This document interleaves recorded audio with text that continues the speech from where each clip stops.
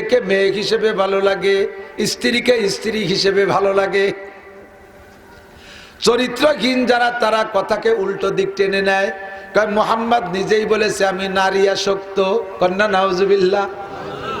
হুজুর নারী জাতি ভালো লাগার কথা এজন্যই বলেছেন, নারীরা অসহায়, নারীরা অবলা, তারা শারীরিকভাবে দুর্বল, মেধাগত দিক দিয়ে দুর্বল, ইনকাম সোর্স তাদের নাই, তারা পরের কামাই খাওয়া লাগে, সর্বদিক দিয়ে তারা দুর্বল।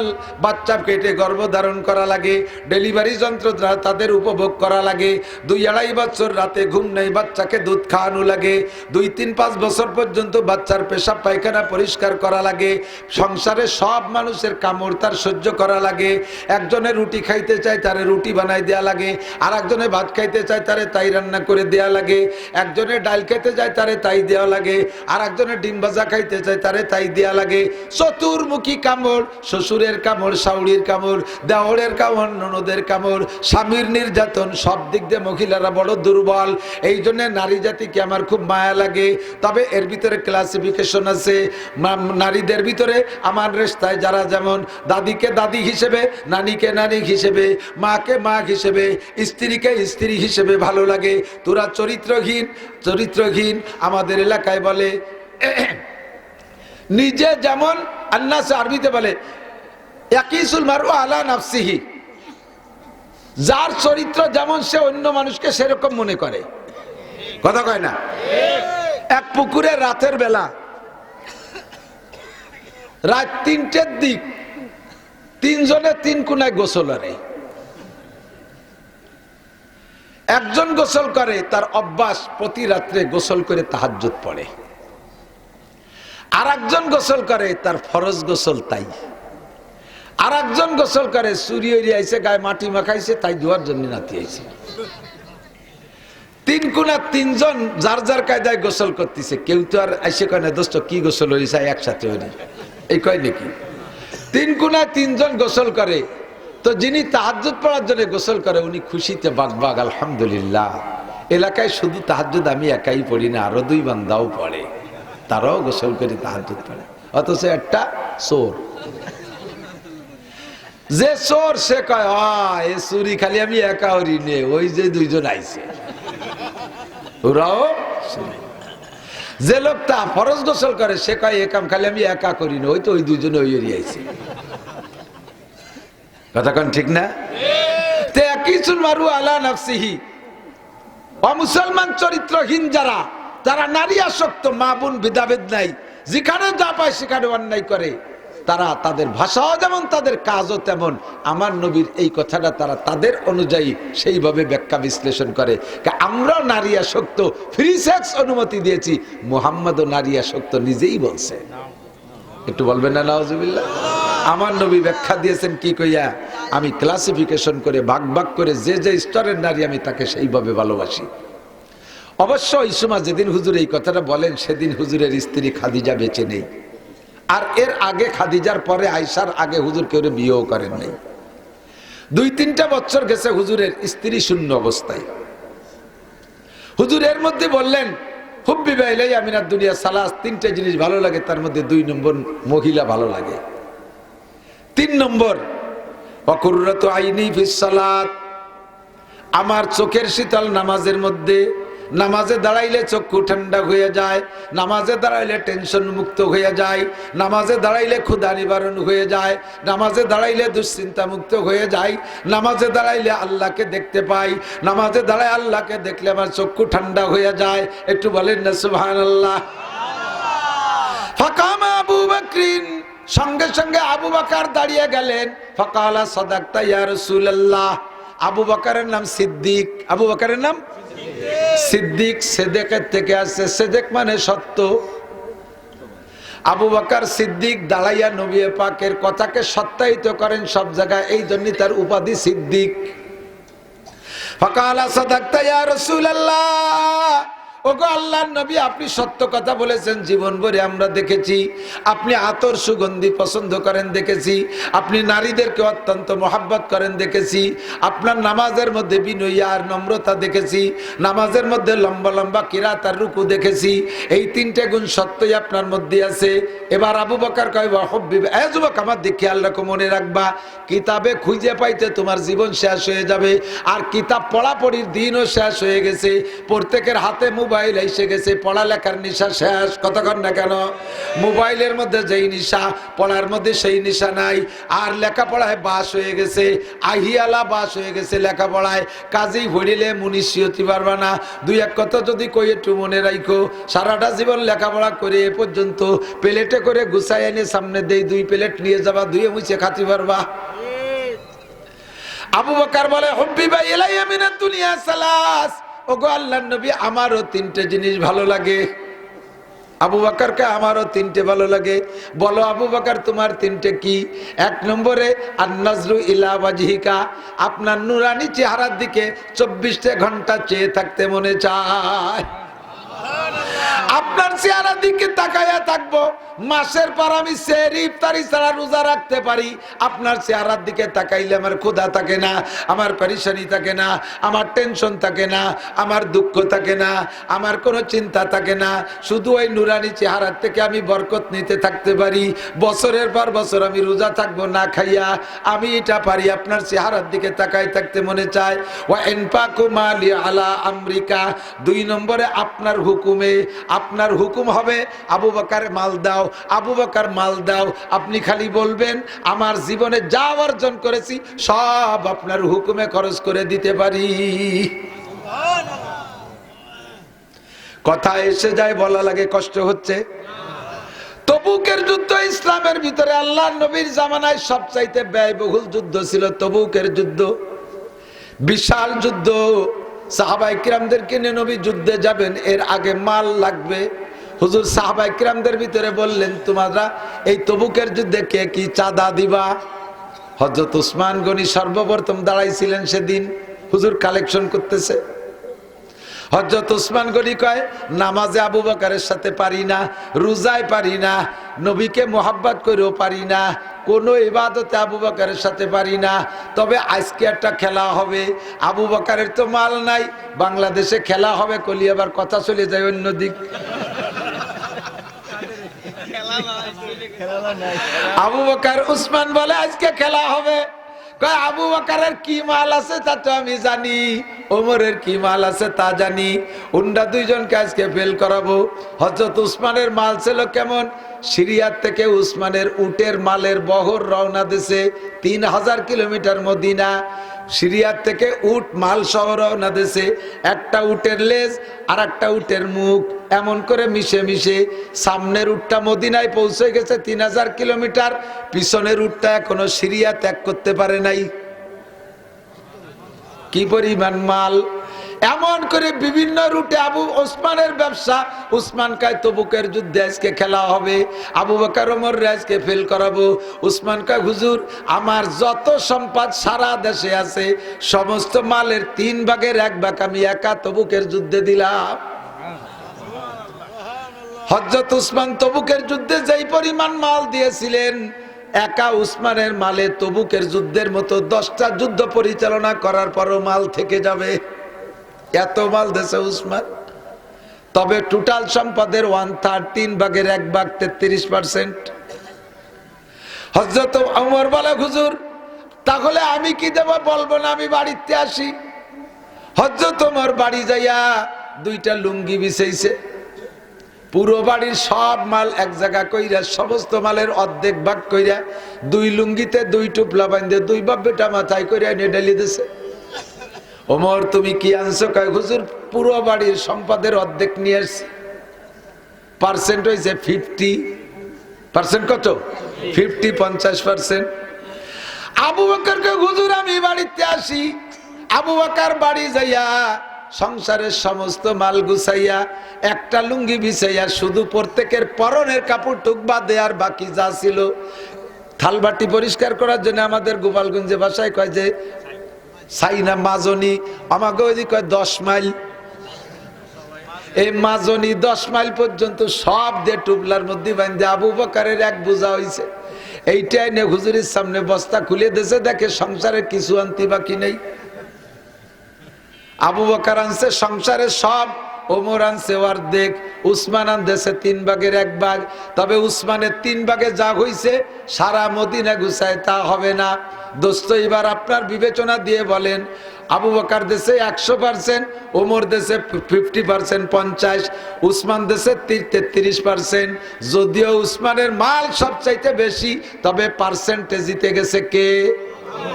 আবু বকর।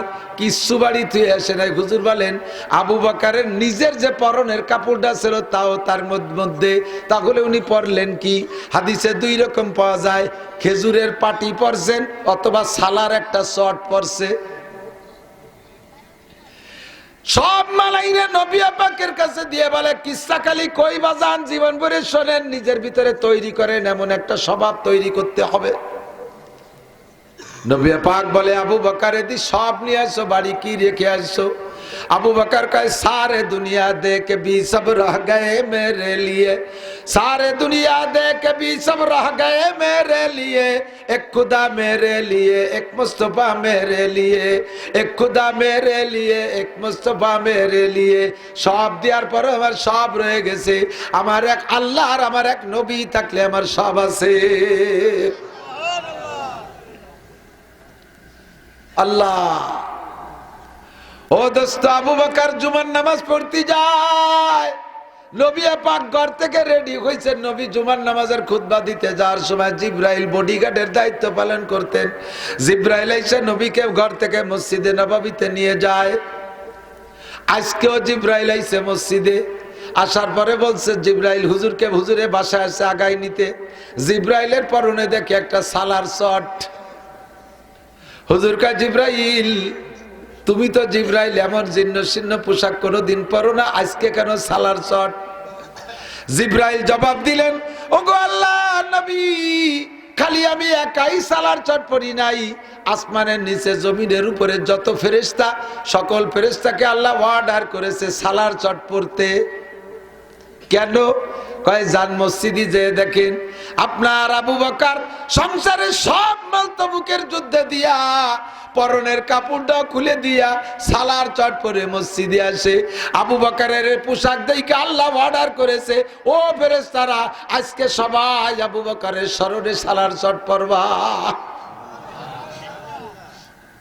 ওয়া ইনফাকু মালি আলা আমরিক, আপনি হুকুম করবেন এমন করে সব আমার দিয়ে দিতে ভালো লাগে।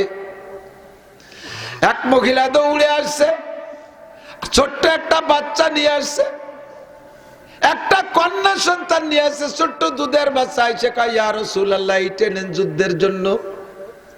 হুজুর বললেন যুদ্ধে তোমার অতটুক মেয়ে দিয়ে কি করব? ও যদি সাবালিকা হইতো, বড় হইতো, তাহলে ও তো আমাদের সাথে যাইয়া নার্সের কাজ করতে পারতো। উহুদের যুদ্ধে নবী পাক আহত হয়েছেন, আলী আহত হয়েছেন, নবী পাক আহত হয়েছেন। হযরত ফাতেমা রাদিয়াল্লাহু তাআলা আনহা এবং হযরত আয়েশা সিদ্দিকা দুইজনে নবী পাকের সেবা শুশ্রূষা করেছেন, নার্সের কাজ করেছেন। মেয়েটা বড় হইলে তো এ খেদমত করতে পারতো। আরে তোমার এত ছোট বাচ্চা নেব কেন? তোমার বাড়ি কোনো পুরুষ থাকলে পাঠিয়ে দাও। মহিলাকে দেখে দে বলে, ওগো আল্লাহর নবী, উহুদের যুদ্ধে, বদরের যুদ্ধে আমার আব্বা, আমার ভাই, আমার স্বামীরা শহীদ হয়ে গেছে 2 যুদ্ধে। আমি মহিলা মানুষ, আমি কিভাবে যাব? নবজাতক বাচ্চা আমার পেট থেকে মাত্র ডেলিভারি হয়েছে কয়েকদিন আগে। আমি নিজেও দুর্বল, নইলে নার্সের কাজ করতে আমি যাইতাম। আমার দেওয়ার মতো কিছু নাই, যার মতো আমার পরিবারে কোনো পুরুষ নাই। আমার দেওয়ার মতো আমার একমাত্র কন্যা সন্তান, এইটারে নিয়ে যান। হুজুর বললেন মেয়ে দিয়ে কি করবো জায়গায়? কয় হুজুর আপনি যখন যুদ্ধে যাবেন বিভিন্ন দিক থেকে তীর উড়ে উড়ে আসবে, আমার মেয়েটাকে আপনি ঢাল হিসেবে ব্যবহার করবেন। আমার মেয়ের গায়ে ঢাল বিদ্ধ, তীর বিদ্ধ হয়ে মেয়ে শহীদ হয়ে যাবে, আমার নবীর জান বেঁচে যাবে আমার কন্যার বিনিময়ে। কিয়ামতে আমি শহীদের মা হিসেবে জান্নাতে যেতে পারবো। আশিকে রাসূল দাবি করো, সুন্নতে রাসূল কোনো জায়গা নাই। শুধু সিন্নি খাবা, মিলাদের পরে জিলাপি খাবা, আর মাঝে মাঝে স্লোগান দিবা এর নাম আশিকে রাসূল। সিদ্দিক আকবর বলেন, আমেরিকা, আপনার হুকুমে আমার জীবনের সব কিছু বিসর্জন দিতে মনে চায়। যারা নেট দেখেন, যারা ফেসবুক দেখেন, ইউটিউব দেখেন, তারা যুবকরা বলতে পারো, সাক্ষী দিতে পারো, ফিলিস্তিন, গাজা, লিবাননের যুদ্ধকে কেন্দ্র কইরা ইরানের মেয়েরা তাদের গায়ের অলংকার খুলে জমা দিচ্ছে। দেখছেন কি দেখেন নাই? খবর শুনছেন, দুই একজন সাক্ষী দেন। ইরানের মেয়েরা তাদের, ইরানি মেয়েদের আল্লাহ তাআলা সম্পদ দিয়েছে, ইরান নিজেরাই একেবারে স্বয়ং সম্পূর্ণ আল্লাহ তাদের করে দিয়েছে। তারা অভাবী না, অনেক অনেক অলংকার ব্যবহার করে, এক একটা নেকলেস ব্যবহার করে, 1 পোয়া 1.5 পোয়া আধা কেজি স্বর্ণ, 3 পোয়া স্বর্ণের এই অলংকারগুলো তারা জিহাদের জন্য খুলে দিয়েছে। আমার মা বোনদের কাছে যদি কখনো দিনের জন্য কোনো চাঁদা চাওয়া হয়, তখন তারা উড়ামুড়া করে, ও মা তুমি যদি জান্নাতি হইতে চাও, ওই মেয়েদের সাথে জান্নাতি হইতে পারবা। কালেকশন যখন আসে তখন তুমি উজাড় করে দিয়ে দিবা। আবু বকর কয়েন পাকুম আলী আলা আমেরিকা, আমার যে 3টে জিনিস ভালো লাগে, 1 নম্বরে আপনার চেহারার দিকে তাকিয়ে থাকা, 2 নম্বরে আপনার হুকুমে আমার সব মাল আল্লাহর রাস্তায় খরচ করে দেওয়া, 3 নম্বর হলো আপনি যে কথাটা 3 নম্বর বলেছেন, ওই কথার সাথে আমার 3 নম্বর কথাটা আপনি বলেছেন আপনার নারী জাতি ভালো লাগে, 2 নম্বর কথাটা আপনার নারী জাতি ভালো লাগে। আপনার ঘরে স্ত্রী নাই, আমার 3 নম্বর দাবিটা হলো ওয়া আইয়াকুনা বিনতি ফি বাইতিক, আমার একটা মেয়েকে দিয়ে যদি আপনার স্ত্রীর চাহিদাটা পূরণ করতে পারতাম, আমার একটা মেয়ে আপনার সাথে বিয়ে দিয়া আপনার স্ত্রীর চাহিদা পূরণ করতে পারলে আমার দিলটা ঠান্ডা হয়ে যেত। তখন সিদ্দিক আকবর আবু বকরের মেয়ে আয়েশার বয়স মাত্র 6 বছর। কয় বছর? 6। এই 6 বছরের মেয়ে বিয়ে দেবে 50 বছরের নবীর সাথে। আল্লাহ, যেই নবী দীর্ঘ এতদিন পর্যন্ত 25টি বছর ঘর সংসার করছে একটা বুড়ি মহিলা খাদিজাকে নিয়ে, তার ঘরে 6 বছরের মেয়ে বিয়ে দেওয়ার প্রস্তাব আবু বকরের। লম্বা কিস্সা, আরো সাহাবাদের বর্ণনার পরে মজলিস শেষ। রাতের বেলা আবু বকর নবী পাক স্বপ্নে দেখতেছেন, ফাজা জিবরিল আলাইহিস সালাতু ওয়াসসালাম, জিবরাইল আসছে। নবী পাকের স্বপ্ন বিলকুল ওহী। জিবরাইল এসে দেখাচ্ছে একটা রেশমি কাপড়ের গায়ে সুন্দর একটা মেয়ে। আর তারিফু হাজি ইয়া রাসূলুল্লাহ, মেয়েটারে চেনেন হুজুর? হুজুর বলতেন সাতাকুনু বিনতে আবি বকর আয়েশা, চিনা চিনা তো মনে হয়, আবু বকরের মেয়ে আয়েশা নাকি? কালা নাম, জি আবু বকরের মেয়ে আয়েশা। আর বাড়াই নাই, এ পর্যন্ত শেষ। পরপর 3 রাত দেখাইছে যাতে দেখাটা সহি হয়, গলত না হয়। 3 রাত্রে চেনছে। 3য় রাত্রে প্রস্তাব দিয়েছে জিবরিল স্বপ্নে, আর তো হেব্বুহা, মেয়েটারে পছন্দ হয়? হুজুরকে কয়লা নাম, পছন্দ হয়, মেয়েটারও পছন্দ হয়, তার বাপরে পছন্দ হয়, তার বাপ তো আমার বন্ধু, পছন্দ হয়। তো একটুক মেয়ে পছন্দের প্রস্তাব দিলে জিবরাইল বলতেছে, হুজুর 3 দিন আগে আপনার সামনে আবু বকর বলেছিল তার একটা মেয়ে আপনার স্ত্রী বানায় দিতে পারলে খুশি হয়, তার দিল ঠান্ডা হয়, আর সে আজিম এই কথা কবুল হয়ে গেছে। আল্লাহ পাক আমাকে দিয়ে আপনার কাছে প্রস্তাব পাঠিয়েছে। যারা আছেন নেট দেখেন, আরবি যদি লিখতে পারেন, আপনি গুগলে সার্চ দিয়ে হুব্বিবা ইলাইয়া মিন দুনিয়াকুম সালাস একটুক যদি আরবিতে লিখতে পারেন, দেখবেন পুরো হাদিস রিডিং চলে আসছে। বাংলা তর্জমা যদি না পারেন হুজুরদের কাছে শুনে নেবেন, লম্বা আরো সামনে রয়েছে। আল্লাহ পরিষ্কার হাদিস। জিবরিল আলাইহিস সালাতু ওয়াস সালাম নবীকে প্রস্তাব দিচ্ছেন, হুজুর আল্লাহ পাক রব্বুল আলামিন আবু বকরের দোয়া কবুল করে ফেলাইছে, আর সে আজিমের রেজিস্টারে লেখা হয়ে গেছে, দিনের বেলা আপনি 6 বছরে আয়েশারে বিয়ে করে নেবেন। 6 বছর বয়সের আয়েশারে দিনের বেলা। মক্কায় থাকতে আয়েশার সাথে হুজুরের বিয়ে হয়ে গেছে। এই আবার কথা কস, ভালো না লাগলি বাড়ি দেখেন, তাই খালি খালি জিমেছিস কে, আর ফুটুর ফুটুরের কথা করছিস। বাড়ির জরুরি কথা হলে মাই কি কয় সবাই শুনি, আনাই চুপ থাক। সব মাহফিলে খুদকুড়ো কাটা সামনে বসে, অবজেও না কিছু, খালি পটুর ফুটুর হতে গেলে সব যত মাহফিল আছে ওইরকম কাটা থাকবেই সামনে। মহা মুশকিল, সারা রায় তস করতে পারবে, এমন একটু বাধা আসলে বাধা হয়ে যায়। তো হযরত আল্লাহ পাকের রেজিস্টারে অর্ডার হয়ে গেছে, বিয়ে হয়ে গেছে, আপনি বিয়ে করবেন। তো রসুল দিনের বেলা আবু বকরকে ডেকে বলছে, উপর থেকে অনুমতি পেয়েছি, বিয়ে হবে। বিয়েও করে নিলেন। মদিনায় যাওয়ার পরে মক্কায় থাকতে 1 বছর, পরে মদিনায় যার 2 বছর পরে আয়েশার বয়স যখন 9, আল্লাহ তাআলা তার কুদরতি কায়দায় 9 বছরে আয়েশাকে 16 বছরে যুবতীর মতো সুঠাম বডির অধিকারী করে দিয়েছে। বেলা 11টার দিক আয়েশার মা আবু বকর সিদ্দিক রাদিয়াল্লাহু তাআলা আনহুর স্ত্রী মেয়েটাকে নিয়ে হুজুরির ঘরে দিয়েছে। যদিও বয়স মানে বডি হয়ে গেছে, কিন্তু বয়সের একটা বুদ্ধি আছে না, সে বয়সের বুদ্ধি তো ওই নয়, ওই যে পুতুল নিয়ে খেলনা টেলনা নিয়ে খেলে, মারে কই মা আমার ওইগুলো একটু একটা ব্যাগে বাঁধিয়ে দাও, আমি ওইগুলো ছাড়া জাতীয় বলে না।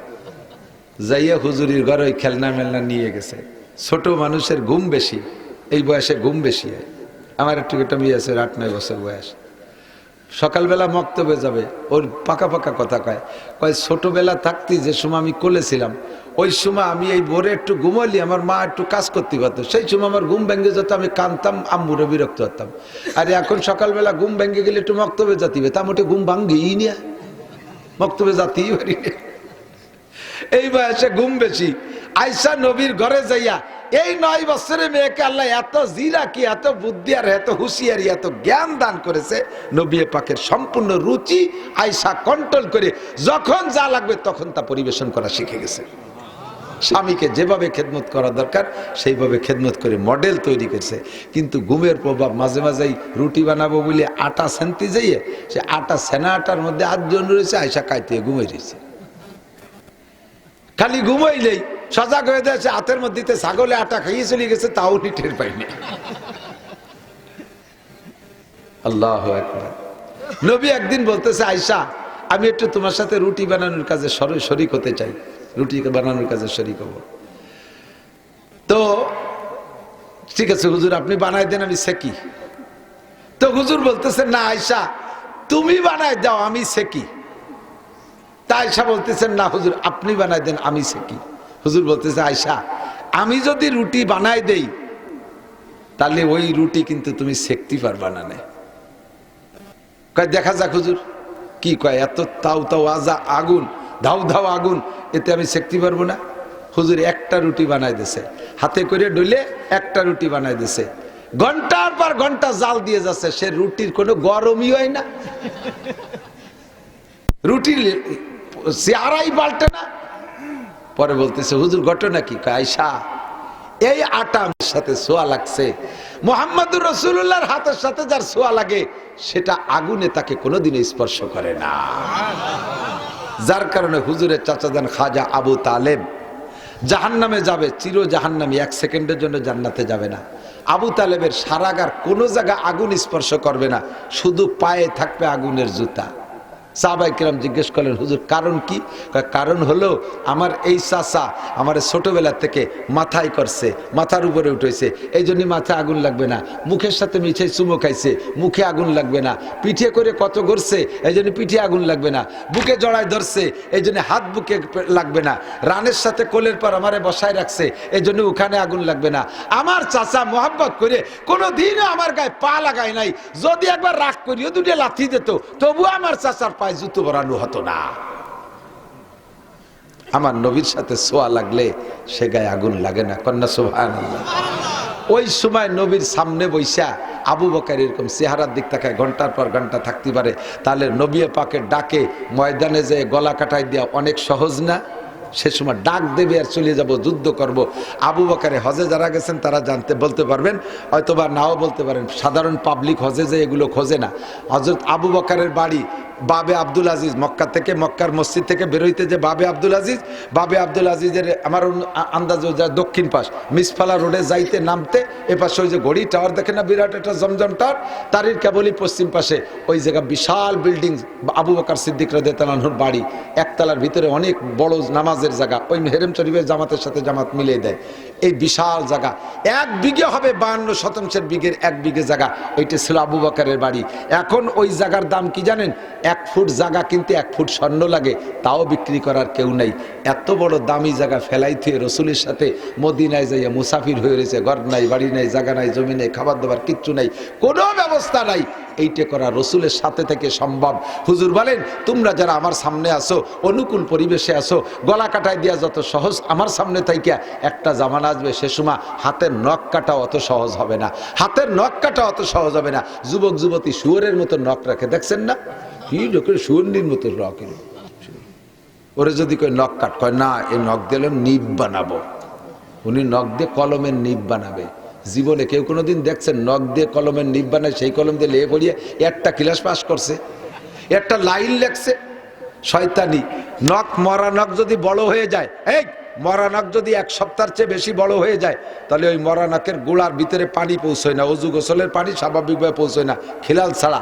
এক সপ্তাহ পরে যাদের মরা নখ বড় হয়ে গেছে, তারা স্বাভাবিকভাবে নখের অজু বানানোর সময়, গোসলের সময় ভিতরের আঙ্গুল ঢুকে ঢুকে খিলাল করে যদি অজু গোসল না করে, তাহলে তার নামাজ পড়া হারাম, সিজদা দেওয়া জায়েজ নেই। এই জন্যই হুজুর সপ্তাহে সপ্তাহে নখ কাটতে বলছে। আর শুয়োরনির মতো এইরকম লম্বা করে নখ রাখছে, শুয়োরের মতো কেনি আঙ্গুলটা এত বড় রাখছে, এইরকম হেঁকা দিলে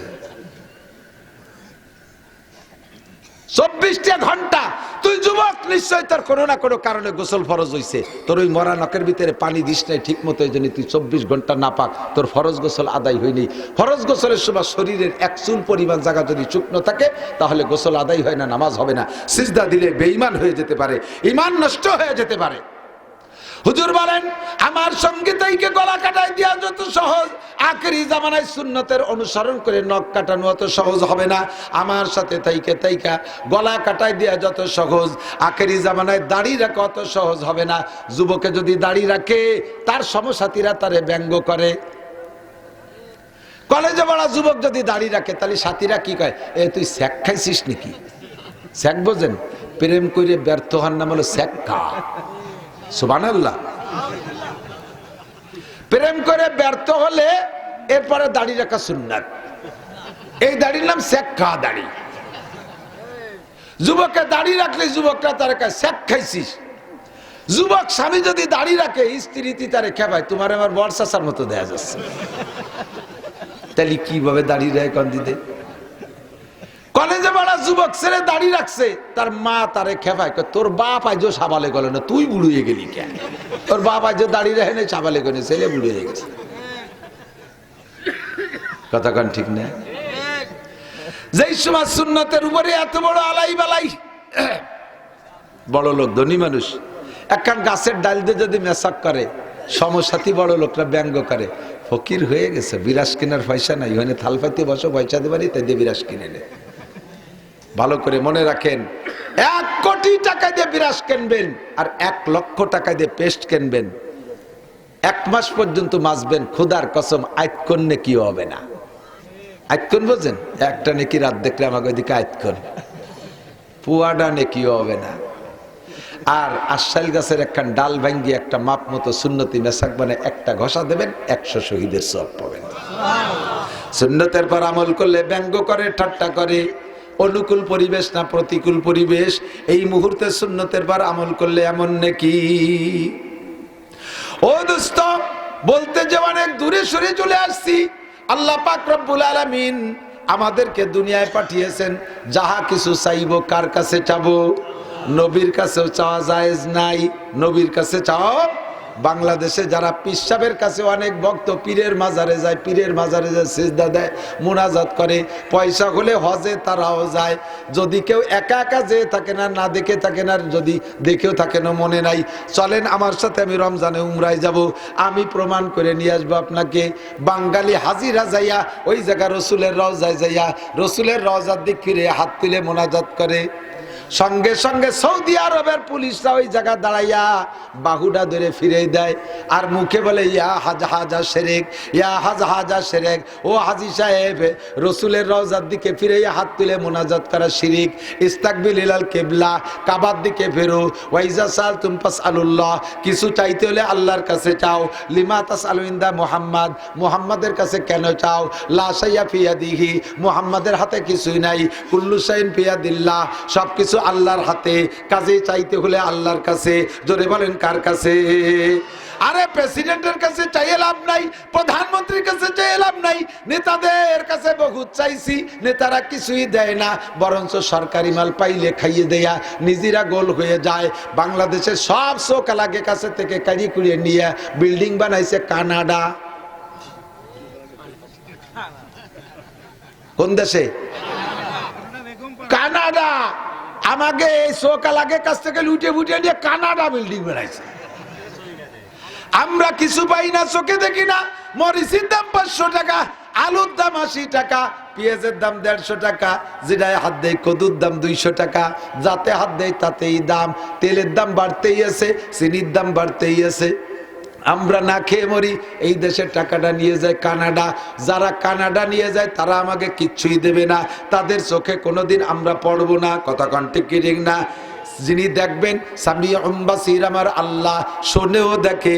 আল্লাহ পাক রব্বুল আলামিন বলেন ওয়াইজা সাআলাকা ইবাদি, ওগো নবী তোমার আমার বান্দারা যখন তোমার কাছে আমার সম্পর্কে জিজ্ঞাসা করে আল্লাহ কত দূর, সারা দুনিয়া থেকে দোয়া করি, আল্লাহ কি আমাদের দোয়া শোনে না? আল্লাহ কি অনেক দূরে বিদায় আমাদের আওয়াজ আল্লাহর কাছে পৌঁছে না? ভালো একটা মাইকে ডাকে কলি কি আল্লাহ শুনবে? আল্লাহ পাক বলেন ওয়াইজা সাআলাকা ইবাদি আন্নি, আমি কত দূরে এই বিষয় যদি তোমার কাছে আমার বান্দারা জিজ্ঞাসা করে তাহলে তাদেরকে বলে দাও ফা ইন্নী কারীব, আমি আল্লাহ দূরে না, আমি আল্লাহ অতি নিকটে।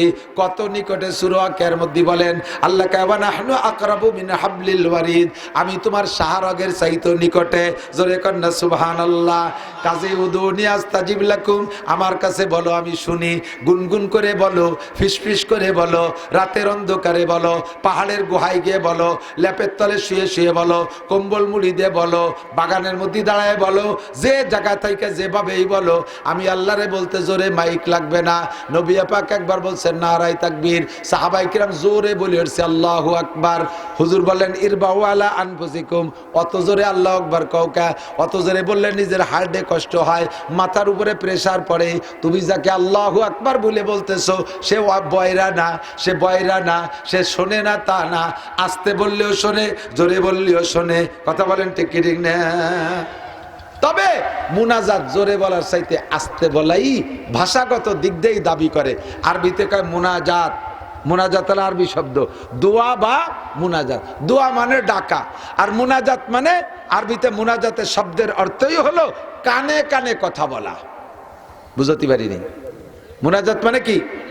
কানে কানে কথা বলা। তো কানে কানে কথা কি মাইকি কয় নাকি? মজলিসের ভিতরে জোরে জোরে কচ্ছে, একটা কথা গোপনে কইতে হবে, হুজুর একটু এদিকে আসেন, ফিসফিস করে একটু কয়, এর নাম কানে কানে কথা না? আর আমাকে মুনাজাত মাইকে জাবর ছাড়ি না করলে হবে না, তাই কি মুনাজাত তাই নাকি? আর আপনার কি প্রয়োজন এটা তো আমি জানি না। আপনারা এখানে যত মানুষ আসছেন তত প্রকারের প্রয়োজন, আর আমি মুনাজাত করব, আমার মুনাজাত তো আমার প্রয়োজনগুলোর দিকে আমার খেয়াল পড়বে, ঠিক না? তা আমি আমার গুলি বলি এই জায়গা মুনাজাত করব, আপনারা আল্লাহুম্মা আমিন কইয়া আমার জন্য আমার ডাক কবুল করেন। আপনি তো খালি এতে বাড়ি গেলেন। দুটি একটা মিলতে পারে, সব মিলবে না।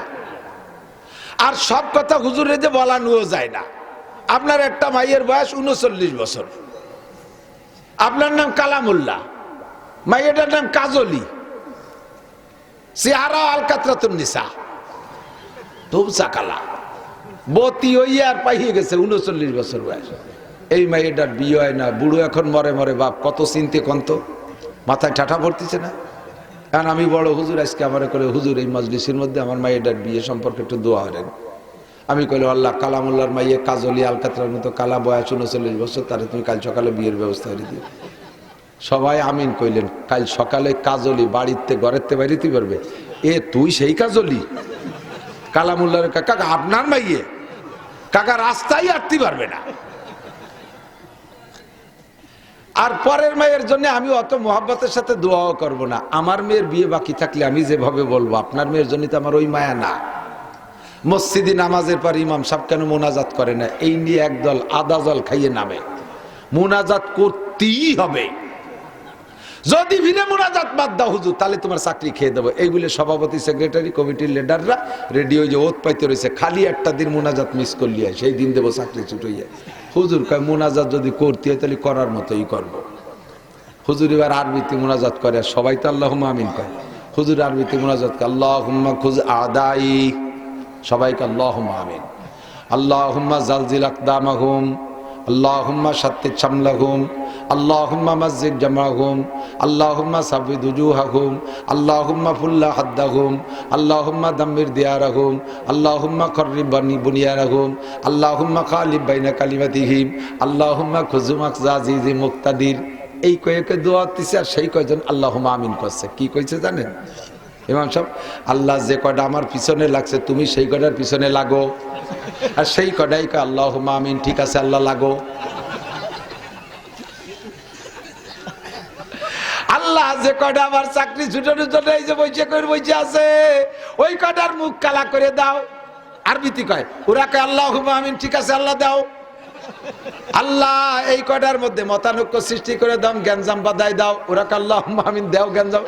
মোরা যাচ্ছে জ্যোতি ডাতি সভাপতি সেক্রেটারির মসজিদে দাঁত ফেলাই দিয়েছে, ওই মসজিদের মধ্যে দোয়া কবুল হয়ে গেছে। হুজুর রে যে দোয়া হবেন চেনেন হুজুর রে, ওই পাইকারি দোয়ার দরকার নেই, দোয়া হবে যার যার। কথা কন, দোয়া হবে যার যার, গোপনে নির্জনে। উদু রাব্বাকুম তাদাররুআন ওয়া খুফিয়া, তোর ডাকো ডাকো তোমার রবকে কেঁদে কেঁদে গোপনে। কোরআন শরীফের আয়াত, উদু রাব্বাকুম তাদাররুআন ওয়া খুফিয়া, ডাকো তোমার রবকে কেঁদে কেঁদে গোপনে।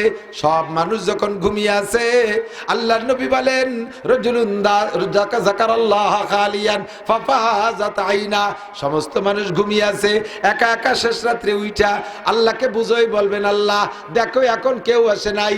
আল্লাহ দিনের বেলা হলে বহুত মানুষের ভিড় হয়ে যায়, এখন সবাই ঘুমাই রইছে, তুমি আর আমি দুইজন মাত্র সজাগ, নির্জনে গোপনে তুমি আমারে মাফ কইরা দাও, আমার চাহিদাগুলো পূরণ করে দাও। আল্লাহ আসমানে এসে আখেরি আসমানে ডাকতে থাকে, আল্লাহ মুস্তাগফিরিন ফাগফিরালাহ, কে আছিস গুনাহগার আয় মাফ করে দেব। আল্লাহ মুস্তারজিকিন ফারজুকা, এ যুবক সমন্বয় মিছিল করে তুমি চাকরি বাকরি পাইছো, ওই দুই তিনজনে পদ পাইছে, তোরা তো ছাগলের 3 নম্বর বাসার মতো লাফাই ফেলায় বাড়ি চলে আইছিস, তোকে তো চাকরি বাকরি হয় নেই, তোকে রুজির দরকার, আমার কাছে আয়।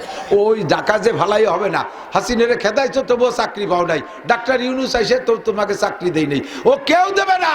চাকরি পাইতে হলে আল্লাহ মুস্তারজিকিন আমার কাছে আয়, আমি তোরে চাকরির ব্যবস্থা করে দেব, আমি তোর রুজির ব্যবস্থা করে দেব, দুনিয়ার কেউ দিতে পারবে না। কথা কন না কেন? ঠিক কি ঠিক না? যত মানুষের জায়গায় সমন্বয়ে যে লাফাইছে সবার কি চাকরি হয়েছে? কয়জনের হয়েছে? খুব একটা হয়নি, কেরই হয়নি। কয় যে আমরা কইতে দেবো চাকরি, সরকার আসুক, নির্বাচিত সরকার, তারা জাগে যায় দিবে না, এই কয়ে বুঝতে থুয়ে দিছে। আল্লাহকে আমিও বুঝ দেই না, আমি হলো নগদে দিয়ে দেই। তোরে একটা চাকরি দিলি খুশি হবি, তার চাইতে তোর আন্ডারে 100 লোকের চাকরি করাবো, তোরে মালিক বানাই দেবো। পারে কে? পারে কে? আল্লাহর কাছে চাইবা, গোপনে গোপনে কেঁদে কেঁদে চাইবা। এখনকার চাইতো কত, তো হয় না, তো ঘটনা কি? কতই তো সালাম, জীবন ভরে সালাম, তা তো সবটা হয় না। আপনারা কন আল্লাহ কবুল করবে, তাতে কি একটা দোয়া তো কবুল হয় না। গতবারও যে অবস্থা, এইবারও সেই অবস্থা। কারণ কি? আল্লাহ ইব্রাহিম ইবনে আদহাম রহমাতুল্লাহ আলাইহিকে ওনার শাগরেদ এই কথাটাই জিজ্ঞেস করেছিলেন, হুজুর আল্লাহ বললেন দোয়া করো কবুল করবো, কোনো দোয়াই তো কবুল হয় না, ঘটনা কি? আগেও যেমন এখনো তেমন। তো উনি বললেন 5টা কারণে দোয়া কবুল হয় না, এই 5টা কথা মনে রাখবেন। 5টা দোষে দোয়া কবুল হয় না। কয় দোষ? 5টা দোষ। আমি মাঝে মাঝে উদাহরণে বলি, হোমিওপ্যাথ চিকিৎসার যদি ডায়াগনোসিস, এই পোলা কথা কইস না দি, এই ছেলেটা কথা কগ, তুমি অত জরুরি কি কথা ভাই, কি কও না, চুপ থাকো, তোমার বহু কথা বলতে শুনতেছি। আল্লাহ কথায় বাধা এসে যায়। হোমিওপ্যাথ চিকিৎসা বড় সুন্দর, যদি ডায়াগনোসিস সুন্দর হয়, রোগ ধরতে পারে। আর ঔষধ যদি জার্মানি ঔষধ হয় অথবা আমেরিকান বিটি কোম্পানির, তাহলে ওতে সাইড এফেক্ট নাই। অ্যালোপ্যাথ ঔষধের কার্যকারিতা খুব দ্রুত, কিন্তু সাইড এফেক্ট খুব বেশি।